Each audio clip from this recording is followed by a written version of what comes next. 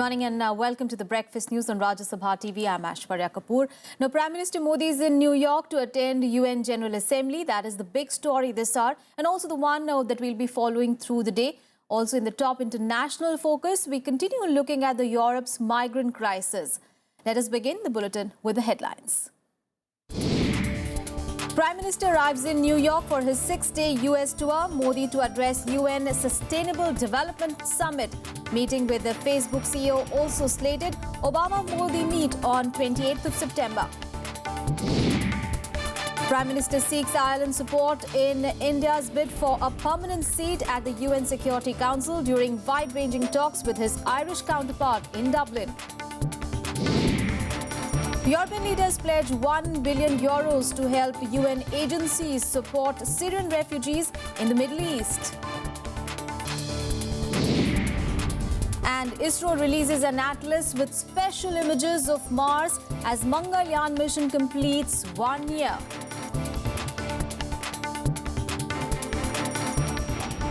Well, our top focus, Prime Minister Narendra Modi on Wednesday arrived in New York City on a 6-day US visit, his second in a year, during which he will address world leaders at a landmark UN Sustainable Development Summit and also interact with the top CEOs and the Indian diaspora in the Silicon Valley. Here are all the details. Modi will have a packed agenda for the next 2 days in the city and then in California from September 26 to 27. The Prime Minister was received at the airport by Indian Ambassador Arun K. Singh, India's envoy to the UN Ashok Mukherjee, Consul General Dayaneshwar Mulle and their spouses. A packed schedule awaits the Prime Minister on the first part of his US visit. On Thursday, he will address global heads of state at the Sustainable Development Summit hosted by UN Secretary General Ban Ki-moon, when the new and ambitious post-2015 development agenda will be adopted. Modi will also host the G4 summit in New York before he leaves for the West Coast for a packed 2-day trip, during which he will have meetings with Facebook CEO Mark Zuckerberg, Apple CEO Tim Cook, and Google's new CEO Sundar Pichai. He will also attend a grand community reception in San Jose. He will address 17,000 Indian expatriates at the Shark Tank Sports Arena on 27 September, an event that's being built on a scale no less than what Modi addressed at the Madison Square Garden last year. He will be the first Indian Prime Minister to visit West Coast in 33 years. One of the primary objectives of the Prime Minister's visit to America is to get more foreign direct investment and make the Make in India program a huge success. American collaboration with that program in terms of skills, in terms of technology and in terms of investment is very, very crucial. Modi will return to New York on September 28th for a bilateral meeting with President Barack Obama, as well as to attend a high-level peacekeeping summit at the United Nations. Bureau Report, Rajya Sabha TV. Well, ahead of his US visit, Modi was on a brief stopover in Ireland. Now, this was a historic visit since it is the first time since Jawaharlal Nehru in 1959 that an Indian Prime Minister had visited Ireland. Now, Modi held wide-ranging discussions with the Irish leadership and sought Ireland's support in India's bid for a permanent seat at the UN Security Council. The Prime Minister also addressed the Indian diaspora before leaving for New York. It was a historic 5-hour stopover, the first by an Indian Prime Minister in 60 years. Prime Minister Narendra Modi became the first Indian Prime Minister since Jawaharlal Nehru to visit the European nation. Modi met his Irish counterpart Enda Kenny in Dublin, where Kenny presented an Irish cricket team jersey with Modi's name written on it. Modi in turn gifted Kenny a representation of selected manuscripts and papers from the National Archives of India. The selection is a work of Irish officials. The two then held talks on wide-ranging issues over a working luncheon. India and Ireland must seek closer partnership and cooperation. India and Ireland are among the fastest growing economies of Asia and Europe. We are pleased that our bilateral trade and investment ties are growing despite global and regional uncertainties. The Prime Minister also sought Ireland's support for the reforms of the United Nations Security Council within a fixed time frame. India and Ireland have been partners in peacekeeping operations. I thank Ireland for its leadership in sustainable development goals. I sought Ireland's support for the reforms of the UN Security Council within the fixed time frame, in particular for successful conclusion of intergovernmental negotiations in the 70th year of the United Nations.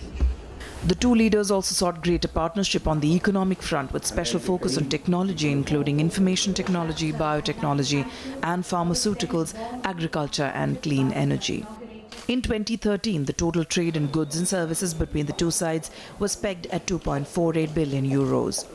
The key items of Irish export include computer hardware and software, pharmaceuticals and chemicals, food and machinery. Indian exports to Ireland cover textiles, garments and clothing accessories, pharmaceuticals, light engineering goods and chemicals. We recognise that changes that take place there, on the one hand, should not diminish the opportunity of small countries to sit on the Security Council. On the other hand, should recognise the geopolitical realities of massive countries with power bases like India. Later, Modi addressed a 2,000-strong gathering of the Indian diaspora in Dublin.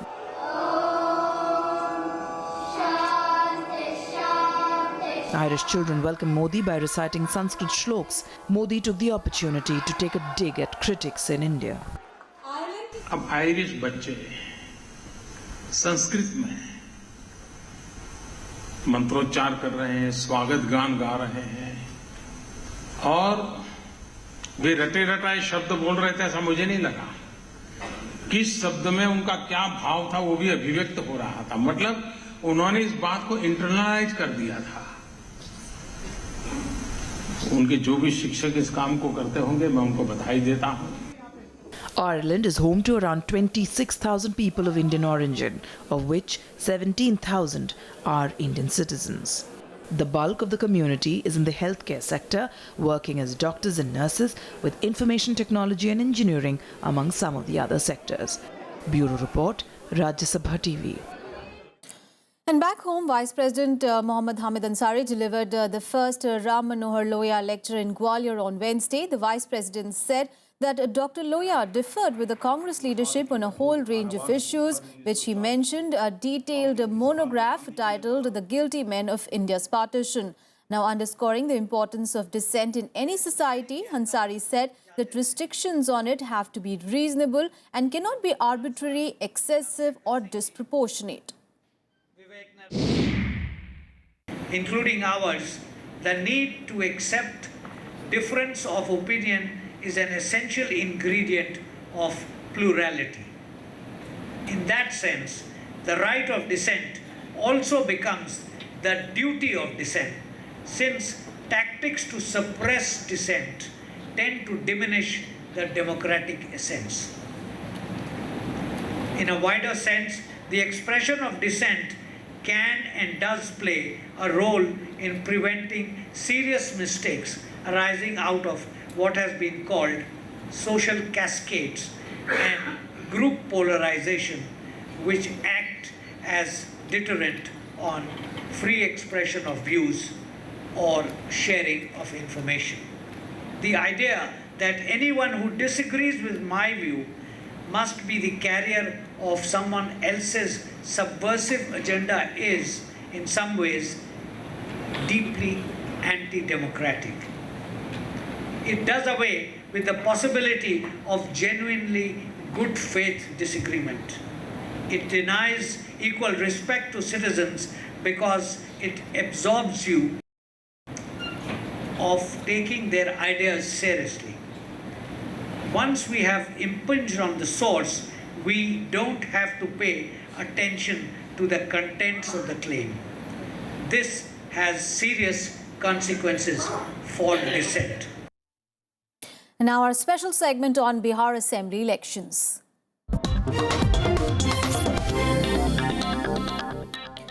Well, after dragging its feet for several days, the Grand Alliance finally announced its list of candidates for the Bihar polls. In a show of unity, the leader of the alliance, Nitish Kumar, announced a list of 242 candidates for the elections. He was flagged by RJD Bihar President Ramachandra Purve and Congress State Unit Chief Ashok Chaudhary. Here are all the details. The Grand Alliance, comprising of the Janata Dal United, Rashtriya Janata Dal and the Congress, announced its list of 242 candidates for the 5-phase Bihar Assembly elections. The candidate for Rajgir, which will be contested by the JDU, is yet to be announced. Bihar Chief Minister Nitish Kumar announced the list in Patna on the last day of nomination for the first phase of elections on October 12th. He claimed that all is well within the Mahagathbandhan, unlike its rivals, where massive rebellion marred ticket distribution. महागठबंधन के उम्मीदवार के तौर पर जो घटक दल के प्रत्याशी हैं उन सबों की एक समेकित सूची आज जारी की जा रही है. The social engineering that the Grand Alliance aims to achieve was reflected in the list. 16% of seats have been given to upper castes, 55% to backward classes, 16% to scheduled castes and tribes, and 14% to Muslims. While announcing the candidates list, Nitish also chose to launch yet another round of attacks on the BJP and its ideological mentor, the RSS. में जो बातें उन्होंने कही है, उससे यह साफ प्रकट होता है कि वे आरक्षण की वर्तमान प्रणाली को ठीक नहीं मानते. वो चाहते हैं कि कुछ लोग की कमेटी बन जाए और वो कमेटी इन चीजों पर विचार करे कि किन वर्गों को आरक्षण मिलना चाहिए और कितने दिन तक आरक्षण मिलना चाहिए. Nitish Kumar claimed that the list of 242 candidates was prepared after long deliberations with alliance partners who had authorized him to release the names jointly. The candidate for one more seat will be announced in a day or two. Bureau Report, Rajya Sabha Television. Well, amid flurry of candidates lists by all the parties, there is a lot of dissent among those seeking a chance to contest the polls. Now, some have even jumped ship to join other parties. Almost all the parties are facing protests over ticket distribution. These protests have now become a common feature at almost every party office in Patna. There is growing dissent among poll aspirants who have been denied tickets to contest in the forthcoming assembly polls. While hundreds line up for a ticket, not everyone is lucky. Some of them decided to quit party, expressing disappointment for not making it to the list of candidates. हम लोग 25 साल से विधानसभा का रामधारी सिंह नेतृत्व कर रहे हैं. 25 साल से कंटिन्यू विजयी हुए हैं. अभी पदे स्वास्थ्य मंत्री भी हैं. इसके बावजूद भी उनका सीट काट दिया. उनके पास आज भी 50,000 मतदाता हैं. While BJP has denied tickets to 16 MLAs, JDU has foregone its claim on more than 25 seats. JDU's Daud Ali, who represents Dumrao seat, has decided to contest from Papu Yadav's Jan Adhikar Manch. On Tuesday, former Minister Chandra Mohan Rai decided to quit BJP over party's decision to deny him ticket. But all the parties have put up a brave face despite the rebellion. JDU Congress में कोई सीटों को लेकर कोई विवाद नहीं है. Seat चिन्हित करके अलग हो चुके कैंडिडेट तय हो गए. एक रणनीति के तहत हमने तय किया था कि बीजेपी की सूची के बाद हम लोग घोषणा करेंगे. कोई कंफ्यूजन नहीं है. आपको महागठबंधन के किसी भी नेता के किसी भी बयान से ऐसा लगा जो सीट शेयरिंग में है? असंतुष्ट जैसी कोई बात नहीं है, क्योंकि जब बड़ा गठबंधन होता है, इतनी सीटें होती हैं, तो हर पक्ष का कुछ अपना विचार होता है और उसमें कई बार सामंजस्य बनाने में कुछ देर लगती है. जो सीटों का बंटवारा हो गया वो हो गया. अब फिर इसमें कोई ये नहीं होना चाहिए. फाइनल हो गया list. Some of the rebels have joined rivals to get a chance to contest the elections. It remains to be seen if they could spoil the chances of the bigger alliances. Bureau Report, Rajya Sabha TV.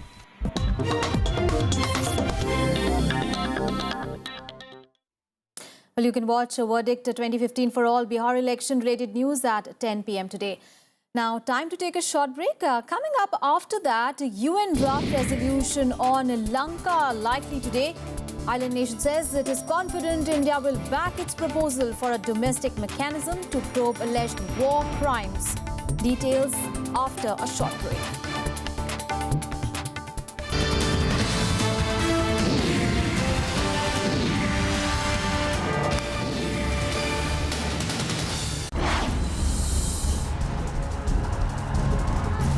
The poll juggernaut rolls out in Bihar. Modi's NDA takes on Nitish's Grand Alliance. Who will win this most important election battle since 2014? Watch Verdict 2015, Monday through Saturday on Rajya Sabha television. Hello and welcome to The Quest. Party people, they just suddenly took me, and I had not even in my dream thought of taking care of his party or entering into politics, because this was never my cup of tea. If I fail, my party is going to go down the drain. I was like a fresh entry. I think I am just trying to search for myself, my own identity.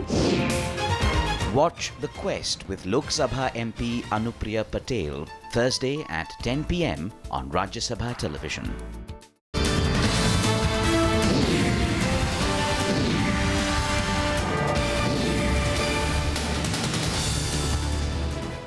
Welcome back. Now, India is celebrating the first anniversary of the Mangalyaan mission. On this occasion, ISRO has released an atlas with special images of the red planet. Take a look. 2, 1, 0, plus 1, 2, 3. Liftoff. Liftoff normal. Prakshepan safalta. 1 year after it attained its orbit, ISRO releasing an atlas on the Mangalyaan. Some of its key highlights are images from the Mars color camera and the results from the methane sensor. Mangalyaan completed its shelf life of 6 months this March, but according to ISRO, it's good enough to orbit the red planet for many more years. ISRO launched the MOM spacecraft from Sriharikota on 5th of November 2013. It escaped the Earth's gravitational field on 1st of December the same year. Mangalyaan entered the Martian orbit on 24th of September 2014 and started sending pictures of the planet from the second day itself. The Mars mission cost India 450 crore rupees. It made India the first country to reach the red planet on its very first attempt. Last year, Time magazine selected Mangalyaan as one of the best inventions of 2014. It also named it the Super Smart Spacecraft of the Year. With inputs from Aruna Thakur, Bureau Report, Rajya Sabha TV. And Prime Minister Narendra Modi's spiritual guru Swami Dayanand Giri passed away at his ashram in Shishamjhari area in Rishikesh after a prolonged illness. He was 87. Swami Dayanand breathed his last late last night. He had been brought back to the ashram earlier yesterday after 10 days of treatment at the Jolly Grant Himalayan Hospital, where his condition had begun to decline steadily. The spiritual guru had been ailing for a long time. On 11th of September, Prime Minister Modi had paid a visit to Swami Dayanand at his ashram to inquire about his health. News from the national capital now. Well, Delhi government on Wednesday released funds to the 3 municipal corporations of Delhi, North, South and East to take steps to control the disease. Well, as the dengue toll reached 28, officials said that the figure could be higher, as reporting from private hospitals about such deaths was irregular and sluggish. 2 more patients died due to the vector-borne disease at the RML hospital yesterday, while at Safdarjung Hospital recorded another death, that of a woman, taking the toll to 28. While the dengue toll, as per the South Delhi Municipal Corporation, which compiles the report on behalf of all the civic bodies, stood at 17, a private hospital in Rohini reportedly recorded 21 deaths, with almost a dozen of the deceased belonging to the national capital. With the disease showing no signs of abating, hospitals in the city continue to groan under the huge rush of patients. In other news, Sri Lanka has expressed confidence that prominent nations, including India, would back its proposal for a domestic mechanism to probe alleged war crimes during the conflict with the LTTE. UN Human Rights Council draft resolution on Sri Lanka is expected to be tabled today. The Human Rights Council had recommended a hybrid court with international judges. Sri Lanka's Tamil minority say that they lack trust in a local inquiry into the war in which more than 1 lakh people died. The US sponsored 3 successive resolutions at the UN Human Rights Council since 2012, the last of which in 2014 proposed an international investigation.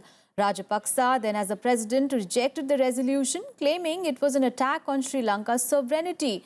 Now, India in 2012 and 2013 voted for the US-sponsored resolution, but last year it abstained from voting on the resolution that sought an international investigation into Sri Lanka's alleged war crimes. Now, Sirisena's government, which came to power strongly backed by the Tamils, has vowed to punish war criminals of the conflict fought under the command of his predecessor. Now, today is the last day for both India and Italy to submit an initial report at International Tribunal for the Law of Sea against two Italian Marines who were charged by India for killing of two Indian fishermen in the year 2012.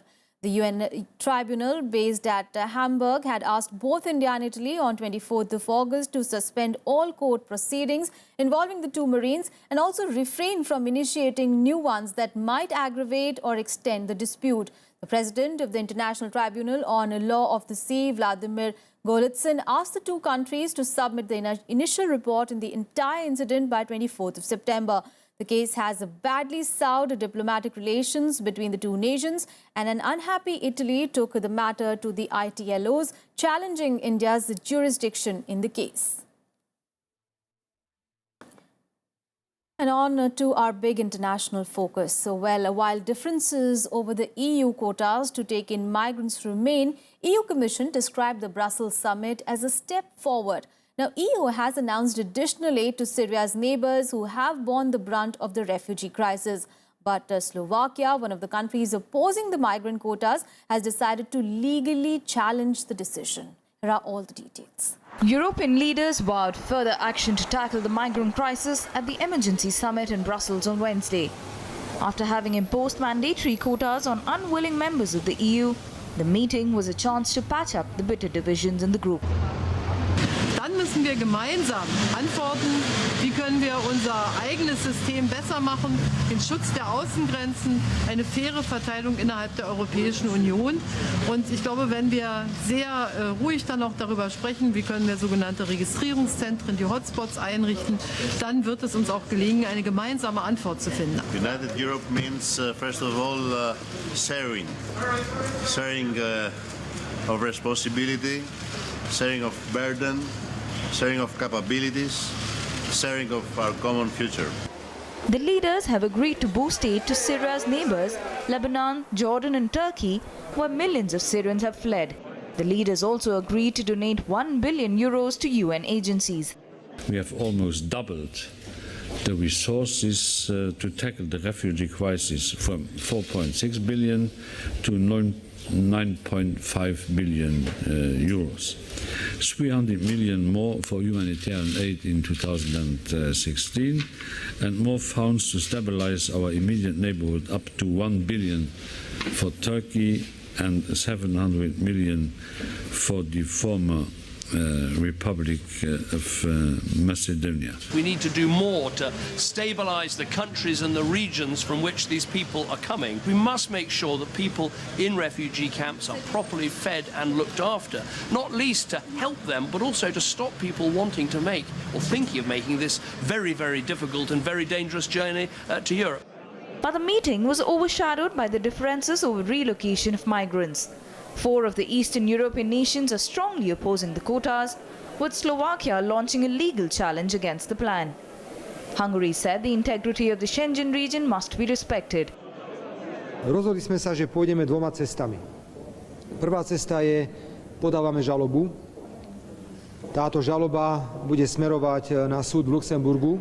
Nebudeme implementovať toto rozhodnutie, pretože považujeme tieto kvóty za niečo, čo nemôže v praxi fungovať. If you don't follow the regulations, the whole European Union will be involved into a chaos. We have to follow the regulation and restore the legal order.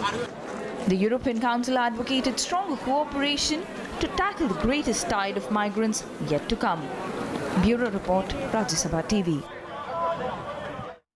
The Volkswagen chief executive Martin Winterkorn has stepped down following the revelation that the firm manipulated US diesel car emissions tests. The world's biggest car maker admitted last week that it deceived US regulators in exhaust emission tests by installing a device to give more positive results. Meanwhile, there has been speculation that Porsche's Matthias Müller would be named as the next chief executive. Volkswagen chief executive Martin Winterkorn has resigned following the revelation that the firm manipulated US diesel car emissions tests. Winterkorn, who has been at the helm for 8 years, said, "Volkswagen needs a fresh start also in terms of personnel. I'm clearing the way for this fresh start with my resignation." At a hastily arranged statement at VW's headquarters in Wolfsburg, members of the supervisory board said they respected Winterkorn's decision. Zu diesem Neuanfang, meine Damen und Herren, gehört auch die Nachricht, dass Herr Professor Dr. Martin Winterkorn angeboten hat, von seinem Amt als Vorstandsvorsitzender zurückzutreten. Diese Entscheidung hat das Präsidium mit großem Respekt für Herrn Dr. Winterkorn entgegengenommen. Following his resignation, the group supervisory board said they would announce Mr. Winterkorn's successor at a board meeting on Friday. There has been speculation in German newspapers that Matthias Müller would be named as the next chief executive. He's the head of Porsche, which is part of the Volkswagen group of companies. Meanwhile, US authorities are planning criminal investigations after discovering that Volkswagen programmed computers in its cars to detect when they were being tested and alter the running of their diesel engines to conceal the true level of emissions. Bureau Report, Rajya TV. Now a look at the other developments from around the world in World Wrap. Egypt's President Abdel Fattah al-Sisi has pardoned 100 prisoners, including 2 Al Jazeera journalists. Mohammed Fahmy, a Canadian, and Bahir Mohammed, an Egyptian, were among those who were released. They were sentenced to 3 years in prison last month after a retrial. The journalists have been accused of collaborating with the Muslim Brotherhood. Colombian government and the FRAC rebel group have reached an agreement after nearly 3 years of peace talks. President Juan Manuel Santos and Rodrigo Landino met in Havana. They have decided on setting up special courts to try crimes committed during more than 5 decades of conflict. They also announced the creation of a truth commission and an amnesty law. A final accord is expected to be signed within 6 months. Burkina Faso's President Michel Kafando is back in power. Kafando will resume overseeing the transition to democracy as the military coup ended. He was officially reinstated at the ceremony in the capital. Kafando was accompanied by Prime Minister Yokabu Isaac Zida, who was held for days after soldiers stormed a cabinet meeting last Wednesday.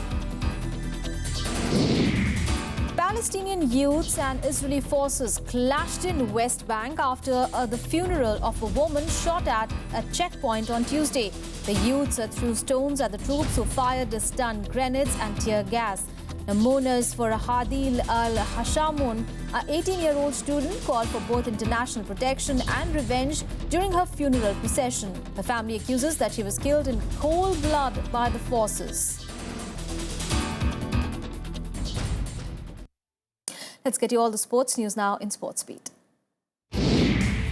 Sardar Singh will lead a 21-member Indian hockey team for the upcoming tour to New Zealand starting from 2nd of October in Auckland. India will play a total of 6 games in the tour. The first 2 games will be played against New Zealand A, while the rest of the 4 matches, the Indian team will be up against the New Zealand's national squad. Veteran skeet shooter Mairaj Ahmed Khan has bagged a quota position for the 2016 Rio Olympics. Now, this will be his maiden Olympics appearance in a 12-year-long career. The 40-year-old finished 7th in skeet shooting at the ISSF Shotgun World Championship on Wednesday and clinched the quota position as the top 6 had already qualified for the Olympics.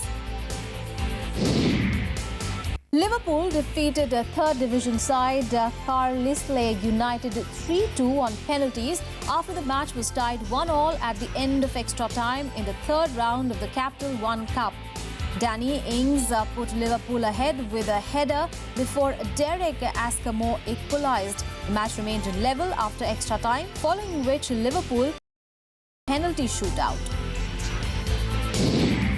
Real Madrid won 2-1 against Atletico Bilbao to gain the top spot in the La Liga table. Madrid got an early lead after Karim Benzema capitalized on a lost possession inside the penalty box in the 19th minute before Sabine Merino pulled the game back for Bilbao.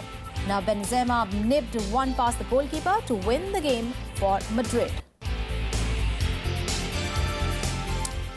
Well, that's all in this edition of Breakfast News. Thanks so much for your time. Have a great day ahead.